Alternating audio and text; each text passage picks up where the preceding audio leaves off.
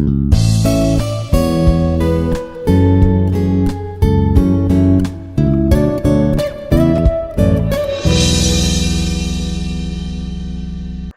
dear viewers.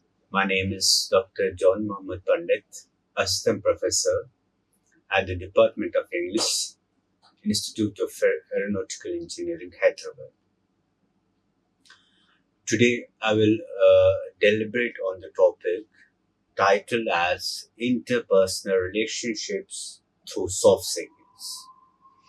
Here in this video lecture, you will come to know what are interpersonal relationships, and then a brief description or explanation of what soft skills, and at the end how these soft skills helps us to vet or sharpen our interpersonal relations. Therefore, to start with the definition. And what are these interpersonal relationships? Or what's this interpersonal relationship? An interpersonal relationship is a strong, deep, close association between two or more people that's characterized by ongoing interaction and mutual influences. Here, this interpersonal relationship, it's a deep relationship, but at the same time, it's a kind of mutual relationship where people share their ideas, their feelings with each other.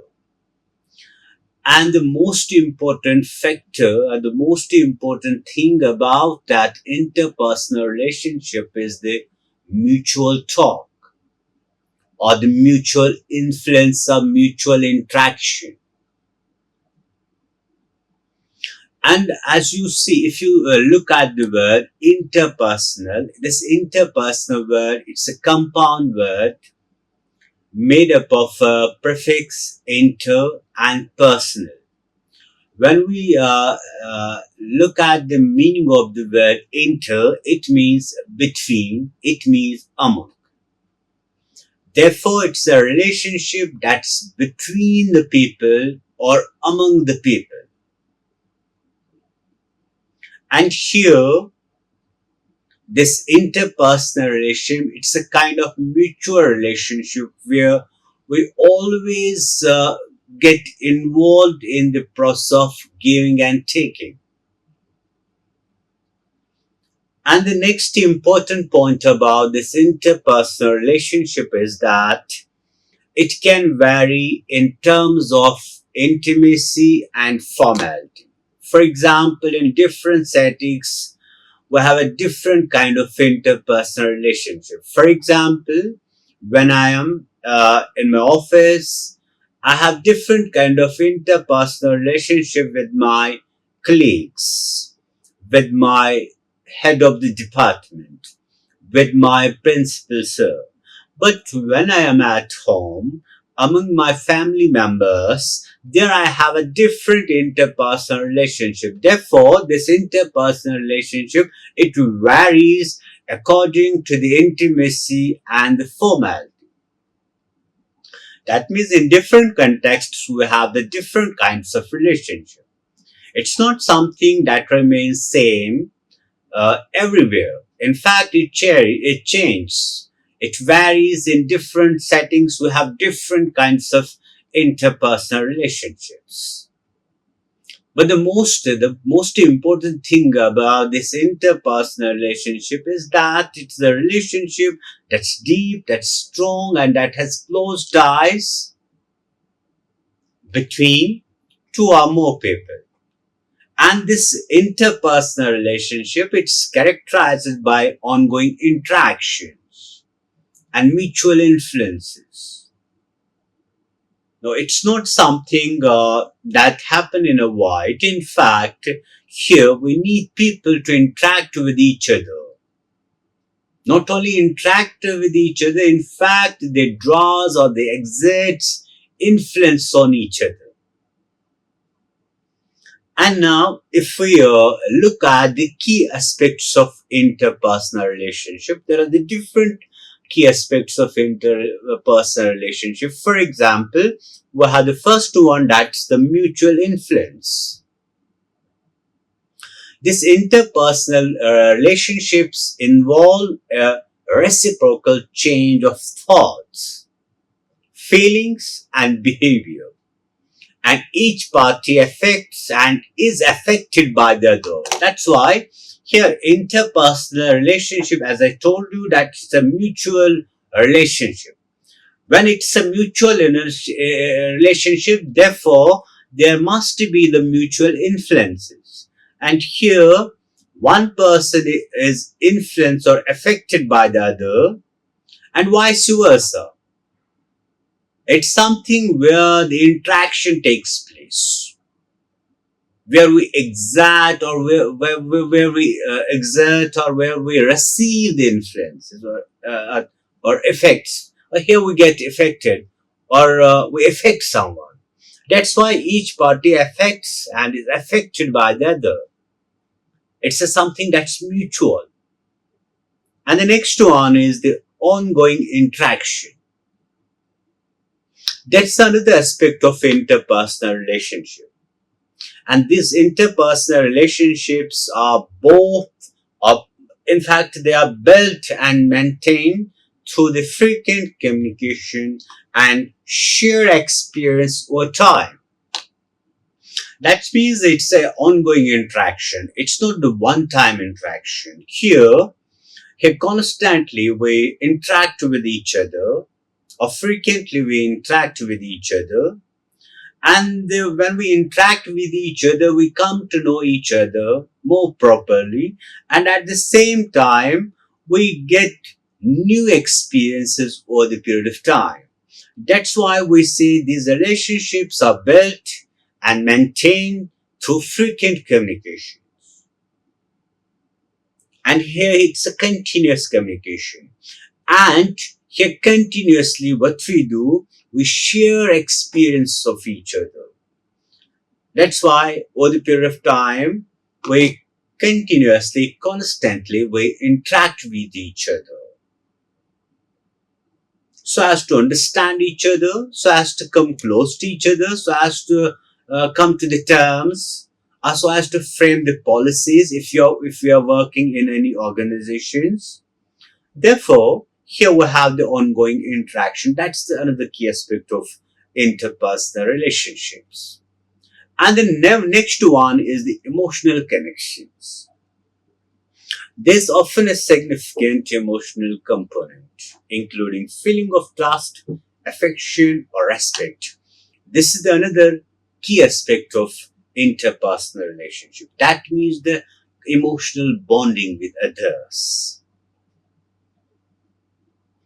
Here, uh, we often uh, create emotional bonding with others. When we say others, it can be our colleague, it can be our friend, or it can be our customer. And here, the first and the foremost thing is that there's often a significant emotional component. It's not something that's lacking in emotions. No, interpersonal relationship, it's always embedded with emotions and uh, feelings like trust, affection, respect for each other. And the next one is the contextual variations. Relationship can exist in personal contexts, family, friends, romantic partners, and professional contexts, colleagues, supervisors, clients. That's why here it's a contextual variation. Here you will find the different interpersonal relationships in different contexts. That's why we call it the contextual variations. For example, we might have a personal context. Might have a professional context, personal context. In personal context, we have a different kind of relationship. For example, our relationship with our other family members, friends, or it can be our relationship with our partner. But in professional setting, characters change. In the individual change. For example, here in professional setting, we focus on the relationship with other colleagues, supervisors, customers, clients, etc. That's why we call it the contextual variations. And the next important point is the levels of intimacy. Relationship can range from casual acquaintances to deep, long-lasting bonds. And levels of intimacy often depends on the nature and duration of interaction. That's another important point.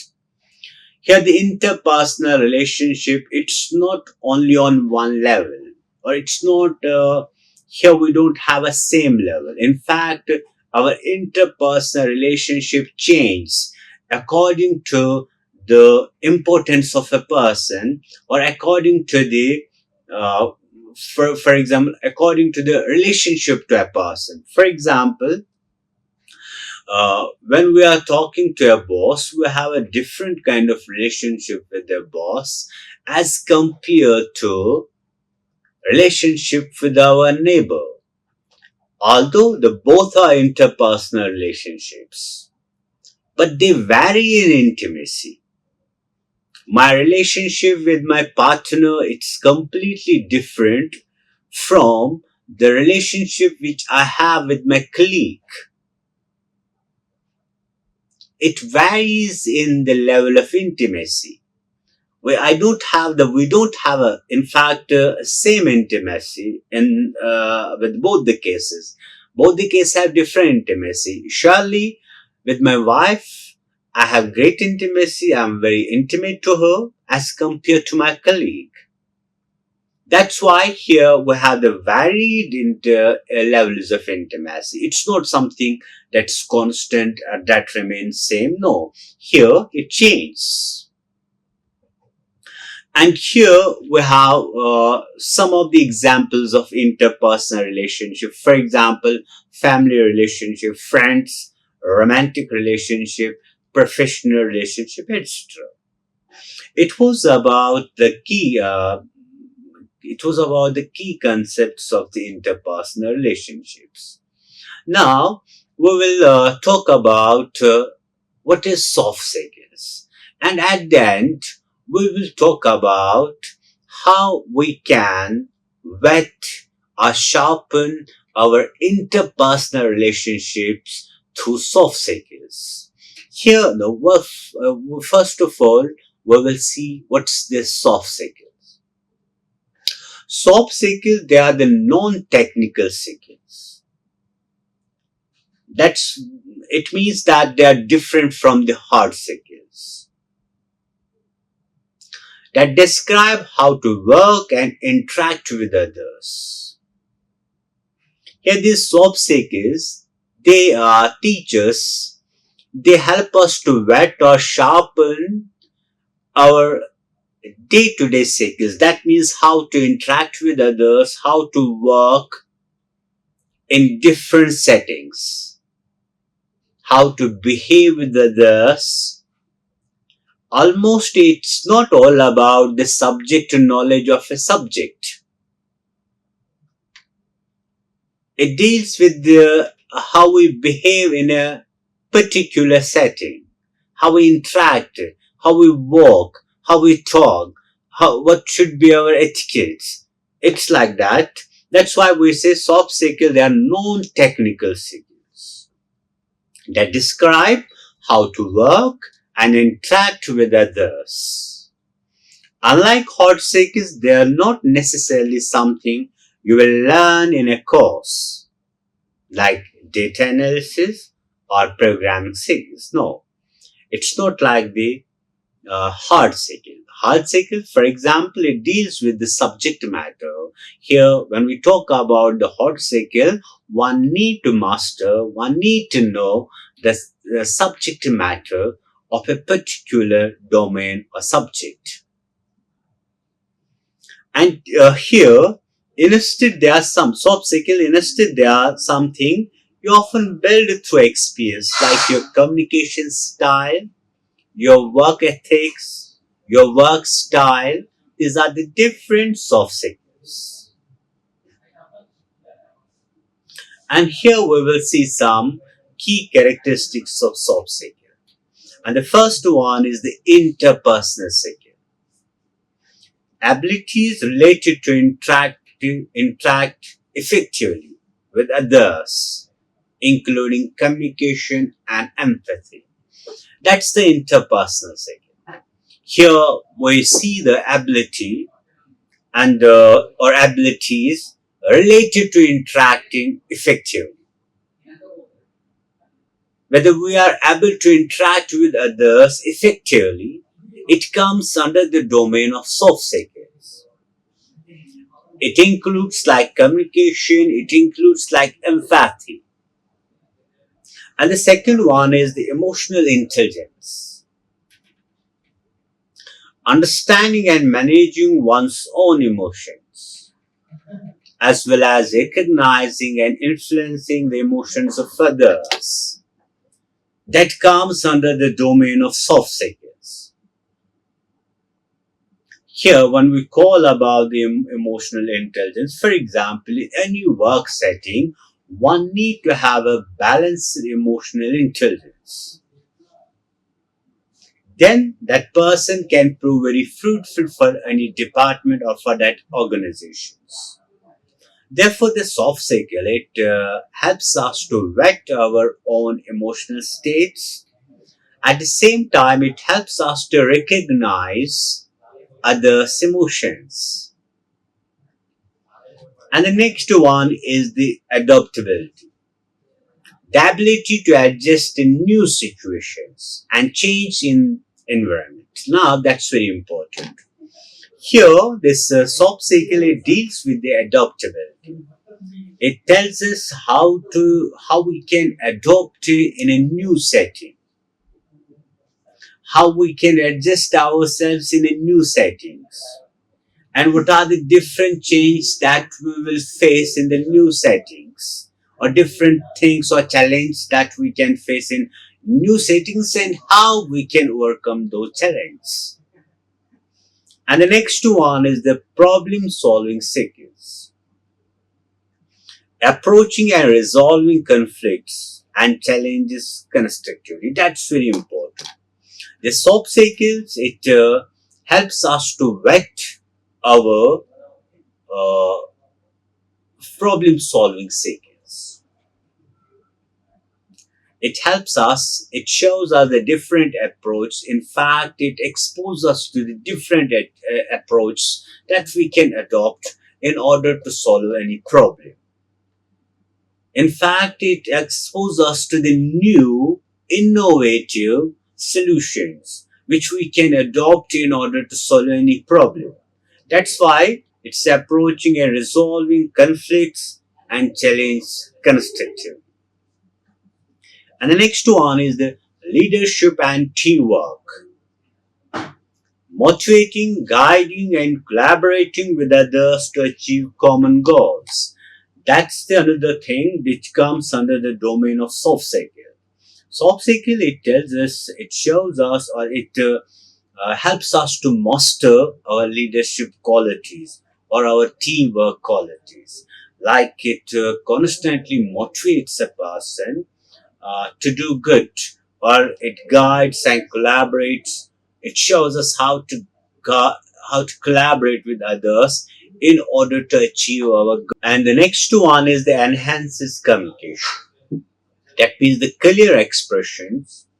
When we say the very important point is that development of interpersonal relations. How we can develop our interpersonal relationships through these soft skills. And the first one is enhance communications. When we talk about communication or enhancing communication, it means the clear expression and at the same time actual listening. And when we talk about the communication, the first impression which we get is speaking. No, it's not like speaking. Communication, it includes everything. For example, it includes our listening, it includes our speaking, it includes our writing, it includes everything. Therefore, here the soft skill enables individuals to communicate their thoughts and feelings clearly and effectively, minimizing misunderstanding. And that's why the basic purpose of the communication is to reach to a mutual understanding. Why we communicate? We communicate with a singular purpose in order to understand people or be understood by the people. And that's why here this soft skill, it enables everyone or it enables students to communicate their thoughts, their feelings, their emotions clearly and effectively. At the same time, it helps us or it enables us to minimize misunderstanding. And the next one is the active listening. As I told you that when we talk about the communication, the first and the foremost thing that comes in our mind is that this communication, it's about speaking. No, it's not all about speaking. Although the speaking is one component of communication. It includes speaking, it includes listening, it includes writing. That's why when we go talk about the active listening, here being a good listener helps to understand and respond to others' needs and perspectives, fostering stronger connection. Now, this soft skills, it enables everyone or individuals to be a good listener, to be an active listener. Active listener means to understand others and thereafter respond others or express your own point of view or your own perspective so that you can come to a mutual understanding with the listener.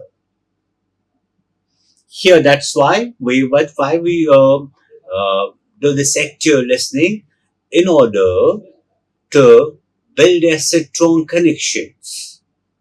And that's why here being a good listener helps to understand and respond to others' needs and perspectives, fostering stronger connections. And the next one is builds empathy. When we talk about empathy, it means the understanding perspectives and emotional support. Soft skills such as empathy help individuals put themselves in other shoes, creating deeper and more meaningful relationships. That's why the soft skill, for example, like empathy, it helps us to understand other people. It helps us to place at the place of other people so as to create a deeper and more meaningful relationship with others. That's why it's an empathy, that's in a soft skill. It helps individuals put themselves in others' shoes, in others, so as to understand their feelings, their thoughts, their emotions, their pains, and thereafter create a deeper and more meaningful relationship. Or the next one is the emotional support. Demonstrating empathy allows individuals to provide emotional support and validate others' feelings, enhancing trust and rapport. That's very important. When we demonstrate that empathy, it allows individual to provide emotional supports and validate others' feelings, thoughts, ideas. In this way, it helps us to enhance trust and rapport with others. And the next one is sentence conflict resolutions. Here, here we talk about the constructive feedback and negotiation. This soft cycle it enables or it helps an individual to provide and receive feedback in a respectful and constructive manner, resolving conflict friendly manner in a very friendly manner. That means that this soft cycle it enables individual to provide or to receive feedback. It means both providing and receiving feedback. Why? So that we can construct a meaningful relationship, a purposeful relationship, or so that we can solve any conflict without without not talking to each other. In fact, we can resolve conflict or we can solve a problem when we give feedback or when we receive feedback without any grudge or without taking any offense. And the next one is the negotiation. Effective negotiation seeks help to find common grounds and mutually beneficial solutions during disagreement. That's another soft cycle and it helps us to negotiate with each other. Negotiate with others on common grounds and then mutually beneficial solution. And thereafter we can draw mutual beneficial solutions which will be fruitful for both the parties. And the next one is fosters emotional intelligence. It includes both self-awareness and social skills. Here, understanding one's own emotions and how they affect interaction helps in managing responses and behavior in a relationship.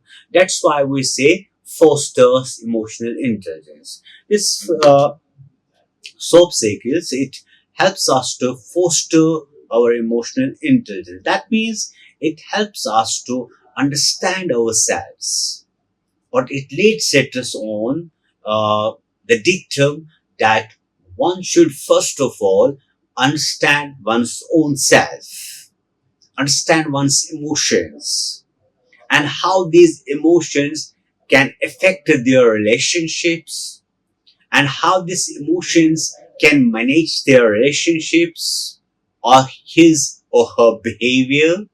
That's why understanding one's own emotions and how they affect interaction help in managing responses and behaviors in a relationship. Our next one is the social cycle. It's not all about the self. In fact, of course, it encourages us to recognize our own emotions, but at the same time, in any social setting. Here, emotional intelligence aids in navigating social complexities and building strong and supportive connections. Therefore, what we do here, first of all, we try to identify our own self, that means our own emotions, and then we test these emotions in on any social settings so that we can build strong connections, so that we can build strong relation with others. And the next one is they promotes adaptability and flexibility. That's very important. Here, handling change.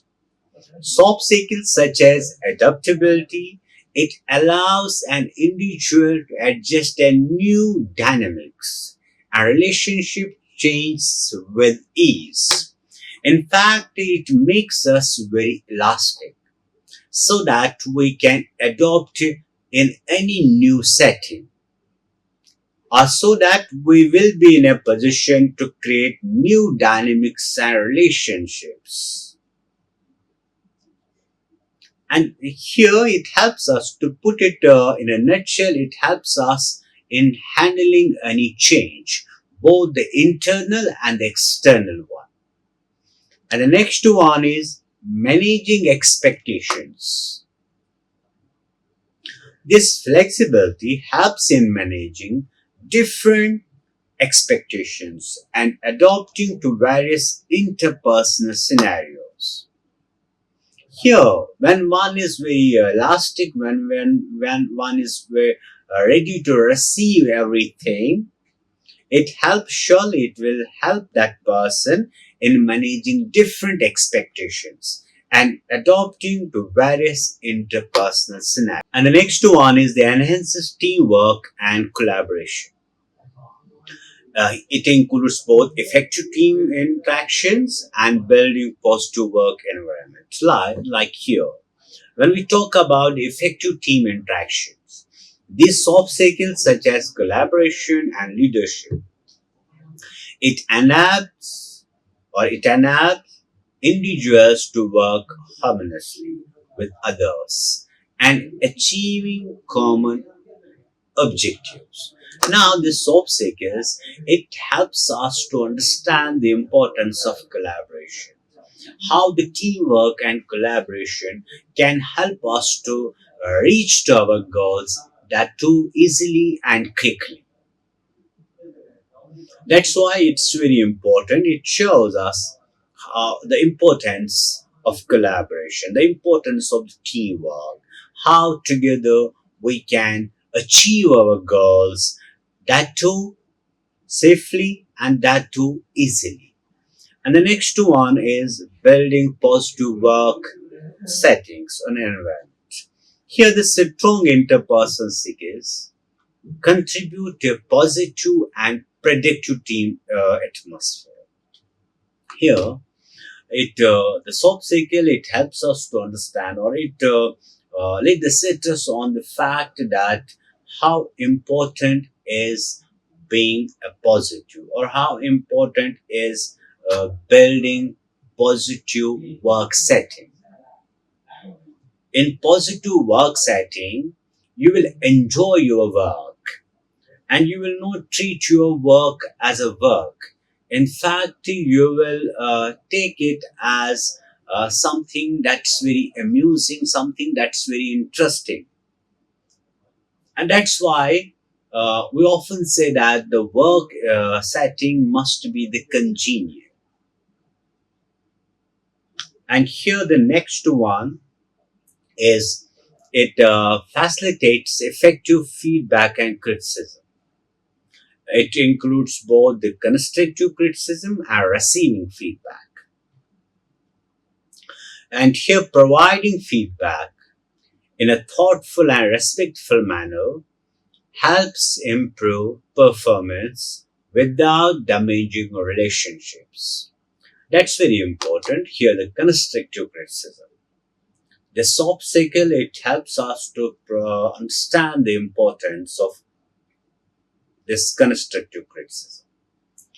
Because this constructive criticism, it can help a person to improve his or her performance and without damaging a relationship with others. But first of all, it must be the constructive. It should not be the criticism for the sake of criticism. Here, it doesn't mean criticizing, or criticism doesn't mean that we're supposed to to mar anyone's reputation. No, it should be very thoughtful. It should be well mannered. It should be very respectful, and its purpose should to increase one's performance by criticizing him or her. And the next one is it's not all about the criticism. In fact, it's about receiving feedbacks, accepting feedbacks gracefully, and using it for self improvement demonstrates openness and respect. Here, if one can criticize or if one can get involved in, for example, constructive criticism, that person, he or she, must be ready to receive the feedback. We should not take feedback as an offense. In fact, we should readily accept these feedbacks. And at the same time, we should use these feedbacks for self improvement. Uh, we can take help of these feedbacks so as to improve ourselves. And the next one is the promotes cultural sensitivity and inclusiveness. That's very important about these soft cycles. And here the cultural awareness. It includes both the cultural awareness and inclusiveness. Now the first one is understanding and respecting cultural difference. Fosters inclusive interactions. And here the soap cycles. That's why we can't compartmentalize this soap cycle. In fact, we can't define it. In fact, when we define it, we just try to diminish its value. It has a varied themes and varied dimensions. Here we're talking about the cultural awareness. Here it helps us to understand. In fact, it lays on the citrus to understand and respect the cultural differences so that we can foster an atmosphere of inclusiveness. And the next one is the creative and inclusive environment where everyone feels valued, promoted, stronger relationship. Here, it helps us to recognize the importance of inclusiveness and how this inclusiveness can foster the development of any organizations. And the next one is boosts team dynamics and collaborations. Here, this soft skills, it helps us to understand the importance of the team building and shared goals, which in turn helps us in the development of interpersonal relations. And the first one is the facilitating team building activities and fostering a collaborative spirit improves group cohesion. This is very important. Here, it boosts the team dynamics and collab. It encourages for the team work. It encourages one for the team building. And we know the how important it is for any organization, how it's for to achieve our goals effectively. And the next one is the shared goal. Aligning team members towards common goals and recognizing individual contribution strengthens teamwork. It shows how important is the shared goals. Here, align team members towards a common goal. And not only aligning, in fact, here recognizing individual contributions strengthens teamwork. When we talk about the team, at the same time, we should not neglect the individual. In fact, we should recognize the importance of the work of an individual. It was all about interpersonal relationships through soft cycles. These are the further references for further reading. Hope you have understood this topic. We will meet in another video with another topic. Till then, goodbye.